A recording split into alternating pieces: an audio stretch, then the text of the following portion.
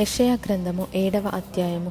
యూదారాజైన ఉజ్జియా మనుమడును యోతాము కుమారుడునైన ఆహాజు దినములలో సిరియా రాజైన రెజీనును ఇశ్రాయేలు రాజును రెమల్యా కుమారుడునైన పెకహును యుద్ధము చేయవలెనని యెరూషలేము మీదికి వచ్చిరి గాని అది వారి వలన కాకపోయెను.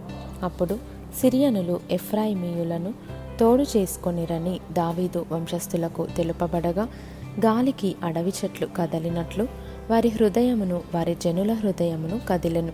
అప్పుడు యెహోవా యెషయాతో ఈలాగు సెలవిచ్చెను: ఆహాజు నిదుర్కొనుటకు నీవును నీ కుమారుడైన షయర్యాషూబును చాకిరేవు మార్గమున పై కోనేటి కాలువ కడకు పోయి అతనితో ఈలాగు చెప్పుము: భద్రము సుమి, నిమ్మలించుము. పొగరాజుచున్న ఈ 2 కొరకంచు కొనలకు అనగా రెజీనును సిరియనులు రెమల్యా కుమారుడును అనువారి కోపాగ్నికి జడియకుము.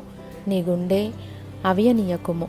సిరియాయు ఎఫ్రాయిమును రెమల్యా కుమారుడును నీకు కీడు చేయవలెనని ఆలోచించుచు మనము యూదా దేశము మీదికి పోయి దాని జనులను భయపెట్టి దాని ప్రాకారములను పడగొట్టి టాబెయేలను వాని కుమారుని దానికి రాజుగా నియమించెదము రండని చెప్పుకొనిరి.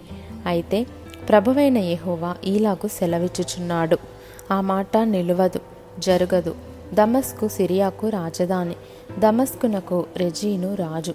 65 సంవత్సరములు కాకమునుపు ఎఫ్రాయిము జనము కాకుండా నాశనమగును. షోమ్రోను ఎఫ్రాయిమునకు రాజధాని, షోమ్రోనునకు రెమల్యా కుమారుడు రాజు. మీరు నమ్మకుండిన ఎడల స్థిరపడక యుందురు. యెహోవా ఇంకను ఆహాజునకు ఇలాగు సెలవిచ్చెను: నీ దేవుడైన యెహోవా వలన సూచనను అడుగుము. అది పాతాళమంత లోతైనను సరే, ఊర్ధ్వలోకమంత ఎత్తైనను సరే. ఆహాజు నేను అడుగను, యెహోవాను శోధింపనని చెప్పగా అతడు ఈలాగు చెప్పెను: దావీదు వంశస్థులారా వినుడి. మనుషులను విసిగించుట చాలదనుకొని నా దేవుని కూడా విసిగింతురా? కాబట్టి ప్రభువు తానే ఒక సూచన మీకు చూపును. ఆలకించుడి. కన్యక గర్భవతి అయి కుమారుని కని అతనికి ఇమ్మానుయేలను పేరు పెట్టును. కీడును విసర్జించుటకును మేలును కోరుకొనుటకును అతనికి తెలివి వచ్చినప్పుడు అతడు పెరుగు తేనెను తినును. కీడును విసర్జించుటకును మేలును కోరుకొనుటకును ఆ బాలునికి తెలివి రాకమునుపు నిన్ను భయపెట్టు ఆ 2 రాజుల దేశము పాడు చేయబడును.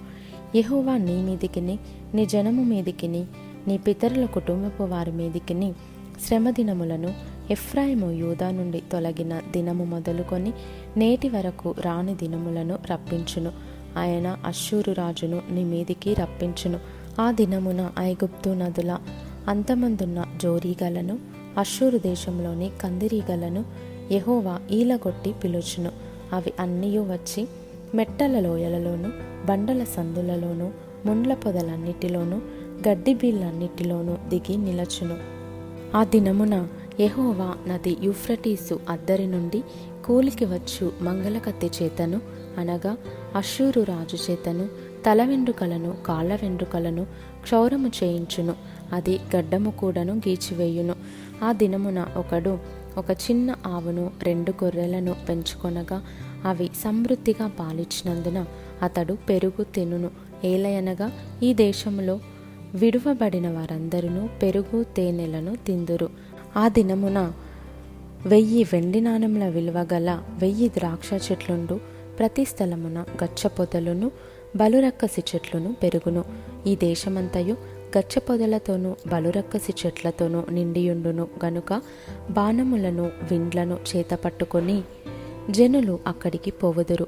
పారచేత త్రవ్వబడుచుండిన కొండలన్నిటిలోనున్న బలురక్కసి చెట్ల భయము చేతను గచ్చ పొదల భయము చేతను జనులు అక్కడికి పోరు.